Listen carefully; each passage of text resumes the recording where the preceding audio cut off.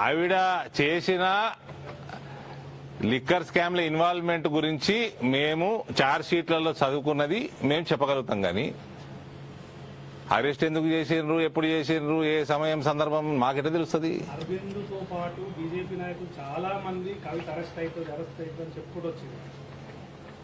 Charge sheet చదివినాం కాబట్టి, accused కాబట్టి, ఆమె లింక్ ఉన్నది కాబట్టి అరెస్ట్ కావచ్చు అని మాట్లాడినాము. అంటే ఎన్నికల ముందు చేయడం అంటే మీరు రాయలే, ప్రయోజనం పొందాలి. మళ్ళీ ఎన్నికలకి దానికి సంబంధం ఏందండి? మాకేం సంబంధం అండి?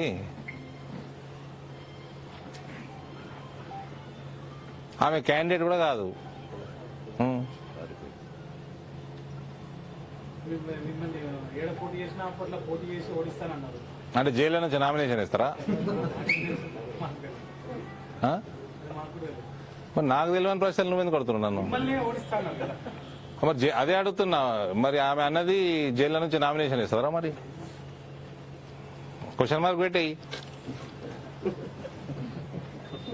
ఇన్ని ఉన్నాయి కదా, ఇప్పుడు ఒక అభిప్రాయం ఉంటుంది కదా అరెస్ట్ మీద అన్ని జరిగిన పరిణామాలు. చెప్పినా కదా, చట్టం తన పని తాను చేసుకోపోతుందని. మీకు కూడా అదే. We have nothing to do. Bharatiya Janata Party has nothing to do with any arrests in Delhi liquor scam. Be it Kavita, be it Sisodia, or who XYZ, whoever it is. BJP has nothing to do.